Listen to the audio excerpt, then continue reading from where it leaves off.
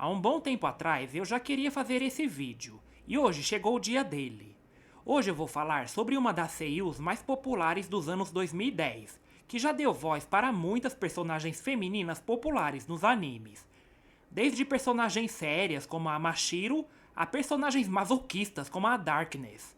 Essa mesma dubladora que já irritou a China. Isso mesmo. Então sem mais demora, vamos ao vídeo.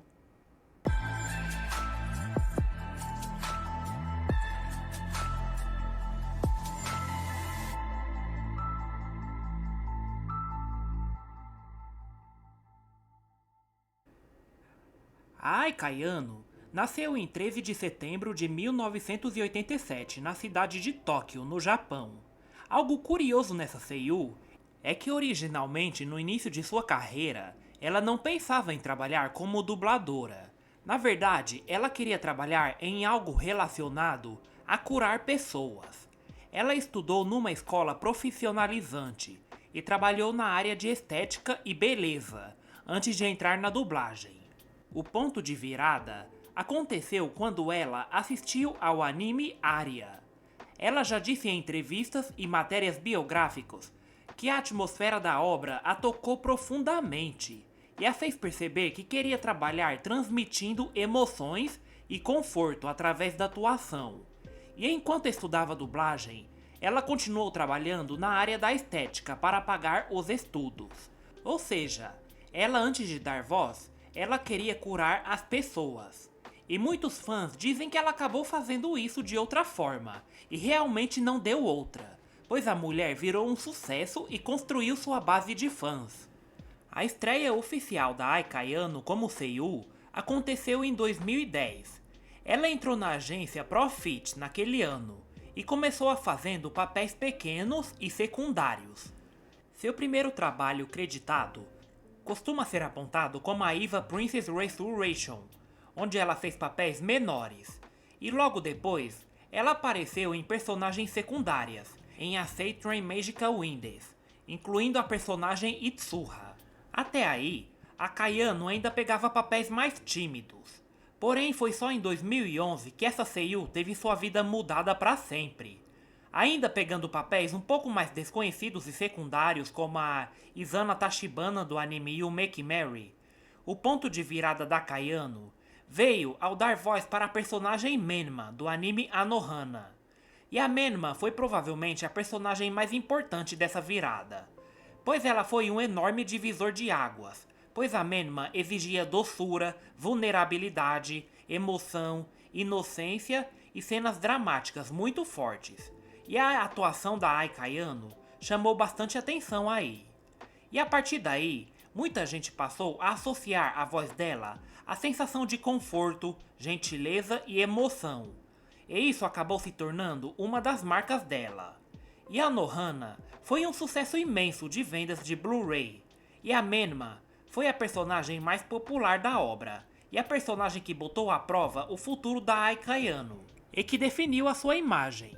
Da mesma forma que a Haruhi definiu a imagem da Aya Hirano, a Megumin definiu a imagem da Rie Takahashi e a Ren definiu a imagem da Inori Minase. Mas no mesmo ano, ela também deu voz para a Inori de Guild Crow, que na época também foi um grande sucesso, e que explorou um lado dela de dar voz para personagens mais frias e quase inexpressivas. E com o sucesso dessas personagens, ela acabou ganhando a sexta colocação de melhor atriz em revelação. Mas apesar de ser uma seiyuu muito popular, ela não chegou a acumular tantos prêmios, porque ela construiu mais a carreira dela em constância, personagens muito amadas, enorme quantidade de papéis importantes, forte identidade vocal, do que em grandes campanhas de premiações. Mas ainda assim, muitas personagens dela se tornaram extremamente populares. Mas curiosamente, várias obras dela ganharam muito reconhecimento. Obras em que ela fez participações como Anohana, Ryoka, No Game No Life e Konosuba, que receberam enorme reconhecimento do público e da crítica. E isso acabou fortalecendo a reputação dela na indústria. A Ai Kayano pode até não ter sido uma seiyuu viral que cresceu imediatamente, e que não construiu sua carreira acumulando troféus, mas ela construiu sua carreira acumulando personagens inesquecíveis. E a partir de 2011, o currículo da mulher começou a se estender com uma sequência de personagens populares e amadas, como a Mashiro, a Utarra, Shiro, Darkness, Alice. E sobre o tipo de voz dela, a voz da Kayano é uma voz suave, calorosa, madura, acolhedora, elegante e levemente grave para personagens femininas. Ela transmite uma sensação de conforto e serenidade. Ela ficou muito famosa principalmente por dar voz para personagens mais silenciosas e introspectivas, que foi o tipo de personagem que ela deu mais voz na sua primeira metade da década passada, entre 2011 a 2015. Mas ela também conseguiu expandir seu alcance vocal. Na Menma, ela passou uma voz delicada, emocional, inocente, e na Darkness, ela representou já um tipo de personagem completamente diferente, que é uma voz mais adulta, refinada e nobre, porém com momentos exagerados de comédia. Na Utarra, ela transmite uma voz sedutora, inteligente e calma, uma voz extremamente controlada. Na Shiro, ela fazia uma voz suave, baixa e monótona.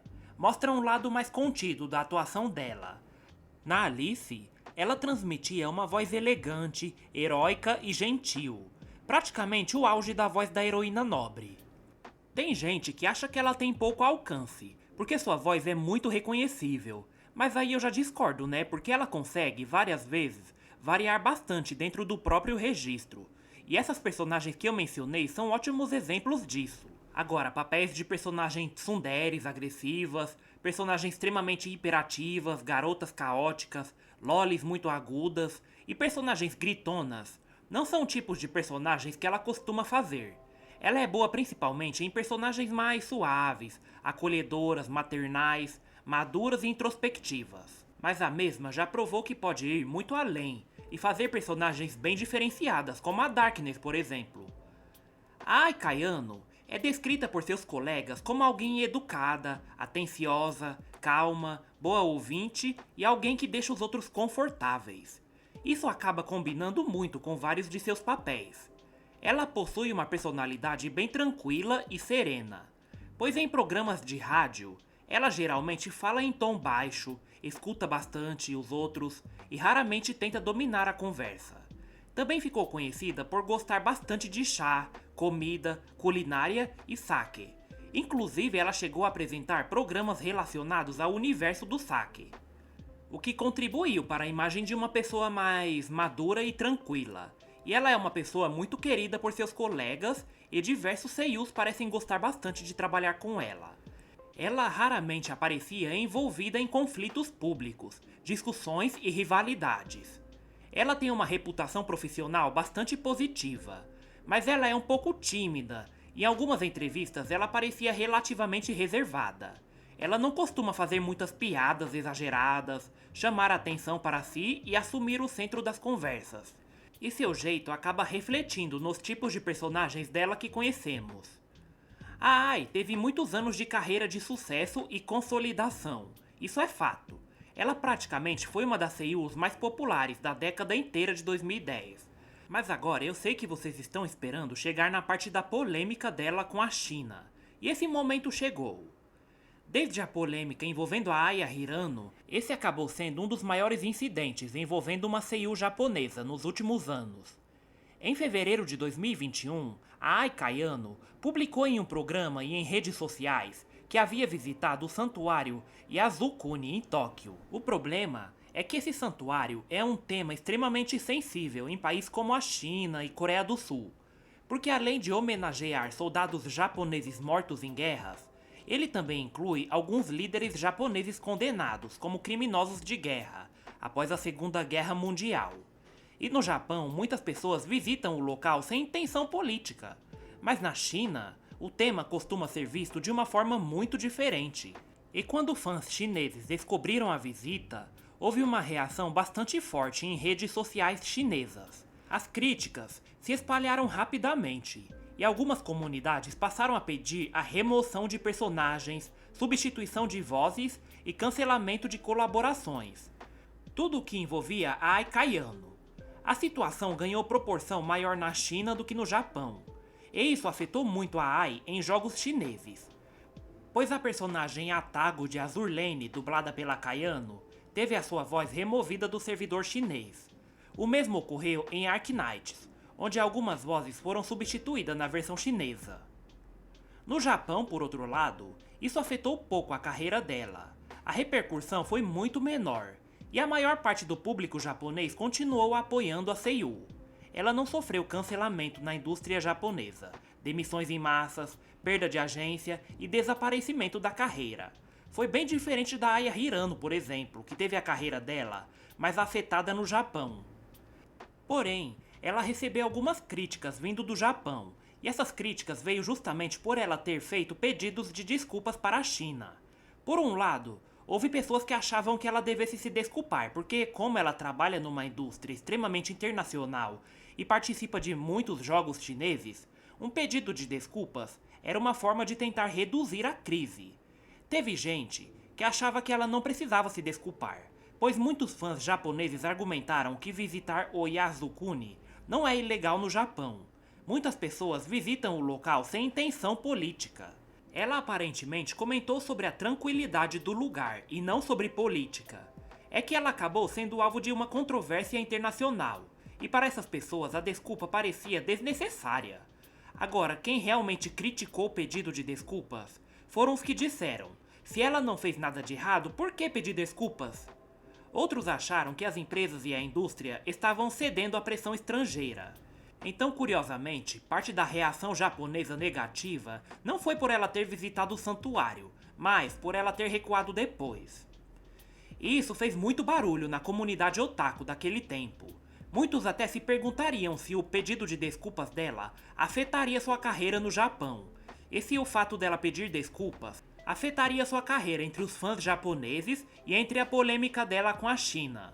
Muitos até acharam que ela não pegaria papéis novos de personagens depois disso, e até chegaram a pensar se esse barulho impediria que Konosuba ganhasse a terceira temporada, porque na época ainda era incerto se Konosuba ganharia nova temporada ou não, já que de 2021 para 2024, que foi onde Konosuba voltou, teve 3 anos de diferença, né?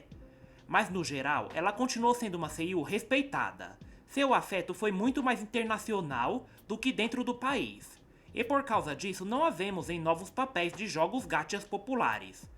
Mas ela acabou ficando por um bom tempo sem ter novos papéis com a mesma frequência que ela tinha antes da polêmica. Mas nos últimos anos ela acabou recebendo novos papéis, mesmo que com menos destaque, que foi entre 2011 a 2018. Agora comenta aí o que você acha dessa polêmica. Ela fez algo grave? Não fez nada demais? A China está certa? Os comentários dos fãs japoneses estão certos? Aí vai de cada um, né? Mas ainda assim, Ai Kayano foi sem sombras de dúvidas uma das seiyus mais marcantes e populares da década.